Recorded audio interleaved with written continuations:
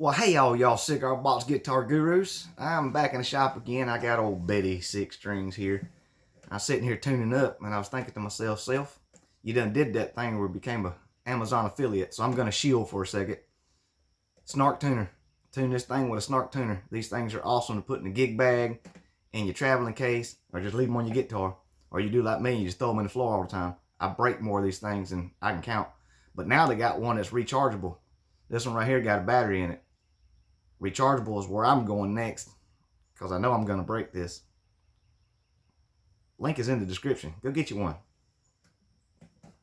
Alright, so last we left off, I went over the cage system with you, which is C, A, G, E, and D.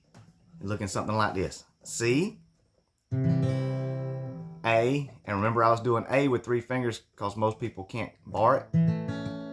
And I find it hard to do it with 3 fingers most of the time, but that's what we're doing right now until you can get your fingers under control. So C, A, G, E, trying to get it where you can see it, and D. That's caged. That's the chords in the cage system. Everything is built off of that. And remember, when I was talking last time, the reason it's called that is because you're going to use the same finger positions to bar up and down the neck. So this position just ends up down here somewhere, okay? And this position just ends up down here somewhere, okay? You progress with your bar chords. That's all that is. That's why it's like that. This finger position, this finger position, this finger position, and this finger position all ends up down here under a bar, okay? That's all that is. Cage system. But for right now, we're trying to get through the system and do it cleanly. So we're C, A, G, E, and D. Alright, so if you don't have that right now, go back and watch the other video. I go through it real slowly and tell you the finger positions. It's going to take you a week or so. Okay, I want to do the C. So you get your fingers right, and there's your C. But then you take your hand off the guitar, and then you go back and make a C. And the faster you can do that without looking at it, you don't want to stare at your fingers the whole time.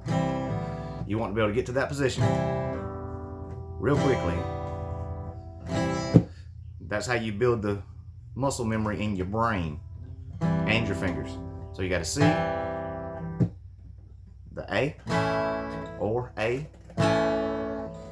That becomes easier the longer you play. G, E, D. Alright, so we're not going to dwell on that right now. We're going to move on to some chord progressions. Get the strap out from under me. I'm making a lot of squeakies. Alright, so I want to do a couple songs that everybody has heard, whether you heard it from the original artist or you heard a cover. Alright? But it's a chord progression, and it's clean, and it's slow, and you can take your time to learn it. This is where you go from doing 1 chord, take your hand off, put it back on, to doing 3 chords.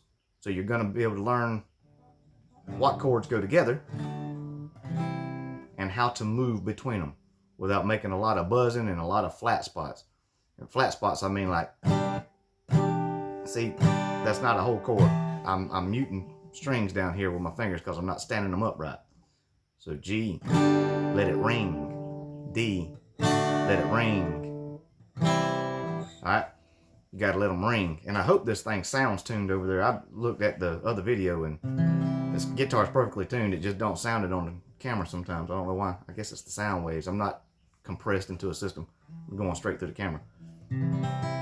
Alright, so the first song I want to do is old Bob Dylan song, Knocking on Heaven's Door. And we're going to be in G, to a D, to the C. And it's going to keep going over and over like that. Now, keep in mind, some songs will stop that progression. You'll still have those same chords, but the progression will stop and then jump somewhere. Don't worry about that right now. Just know it's there. So when you're playing through a song and you get lost, you're like, oh yeah, he said that, so I need to find that chord again. Same progression, different order. be a different progression. It'll throw your chords out of order, okay? Because sometimes when you jump from a verse to a chorus, the progression stops and they do something a little bit different, or they hold on a little bit longer in a chord. You'll get it. But old Bob Dylan, knocking on heaven's door, G, D, and C. This is one of the easiest ways to play this. You don't have to worry about the minor chord that would be in there or anything like that. You just play the G, D, and C. Mama, take this badge from me.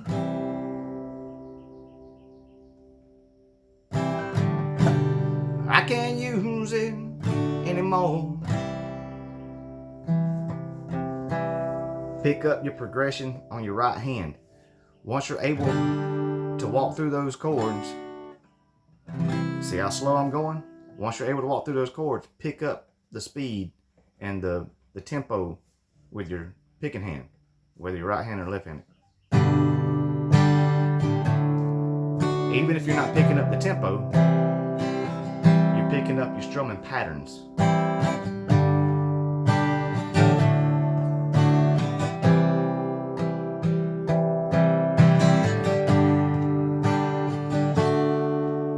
And that's that whole song.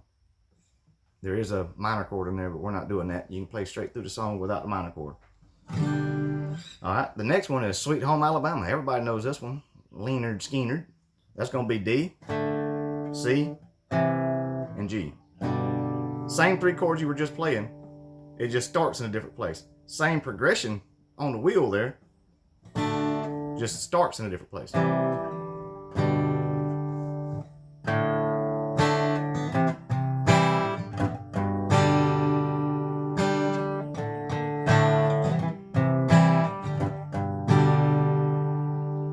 Whole song. That's the whole song, y'all.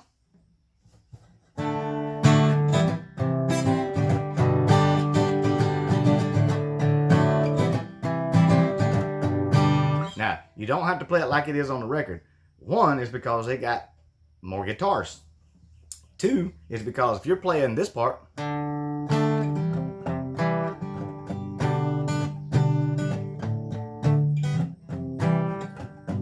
you have no filler.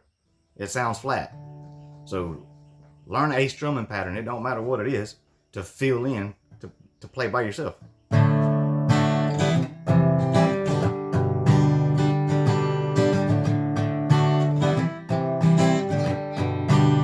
And it'll make the song sound more full while you're playing. I know some of these things are duh-hus, but there's somebody out there that don't know this, so I'm glad you're watching. And you can practice like that. Don't matter what you play, just play something with those chords, moving your fingers. Keep a rhythmic something over here.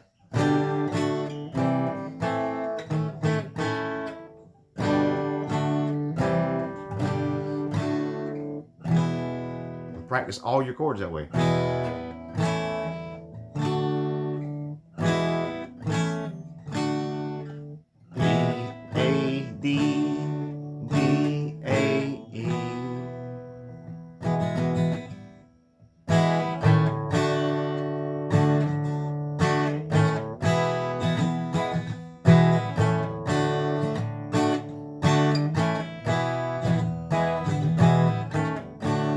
Up and down.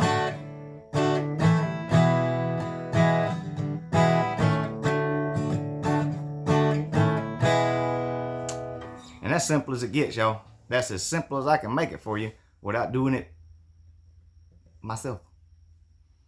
There's a lot of progressions that's going to go into every song, and there's a lot of songs got a lot of chords in them. Why? I don't know. They just make it that way, I reckon, so you can't play along with them. But most songs that come on the radio, it doesn't matter. If you're a singer and you're just learning how to play the guitar, then you'll be able to hear what's going on the radio, and you can match your notes and then hum it. I'm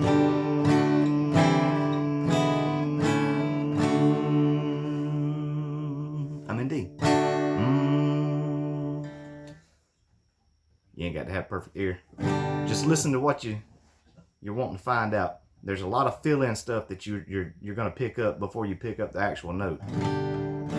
And unless you can pause something to stay in one key like that, you're not going to be able to sit there and say, oh, that's in whatever chord. Now, once you learn how to play, and we'll learn the fretboard too. Once you learn the fretboard and you see somebody playing like this, then you'll automatically know, oh, well, that is that note, so I can play that here. Okay? It's just where the notes are on the fretboard. So if you see their leading finger, which is the root, when you find the root of that note, you'll be able to find the chord. Anybody playing, doing anything. Now, can you keep up with Joe Bonamassa in the first 5 minutes? Probably not. But it's possible. But chord progression is where it's at. When you learn to play cleanly, and you can take your hand off and put it back on there and find the chords. Next step is to find the chords and not look at it. Don't look at your hand down there. I know you want to. Don't look at the chords. Once you learn how to do that, sitting down, and I would suggest learning sitting down because you can see the fretboard when you're sitting down. Once you learn how to do that, put a strap on your guitar and stand up. Whole different world. Your arm's going to sit differently. Your picking hand's going to sit differently. The guitar's going to sit differently. Yeah. It's like learning again. But once you can do that, progress through the chords cleanly. Find the chord without looking at it. And play through a song progressively, you're on your way. And then all you got to do is work on your picking hand down here. I say picking hand. It's more of a strumming hand. This is just an old box guitar strum. Then you'll learn how to mute with your palm or with the side of your hand on the top of the strings. You can close it down and open it up. These are just little things you can play with while you're learning your chords. And you see me bouncing my fingers right there? That helps to mute sometimes.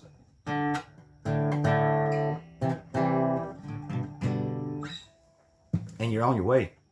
Chord progression. Alright, well that's all I got for this one this time. I'm going to learn you something else next time. I'm glad y'all like to see old Betty. I don't mind playing a little bit. I was surprised at how many folks stopped by to see Betty play. But I guess if you get a grasp of this, you'll be able to more easily go to your cigar box. I play a lot of cigar box guitar sitting down in my easy chair. This one's not so easy to play in the easy chair because it's fat. But I played 1,000,000 miles on one of these things. But anyways, that's all I got. Don't forget to stop by to Amazon and get you one of these Snark tuners. The link is going to be in the description. Not trying to shield, but you know, got to keep the shop open. These guitars are expensive after a while. Can't just keep making a bunch of stuff and going broke. My regular day job don't pay that much. Alright then, well, that's all I got. Y'all come back to see me now. Bye.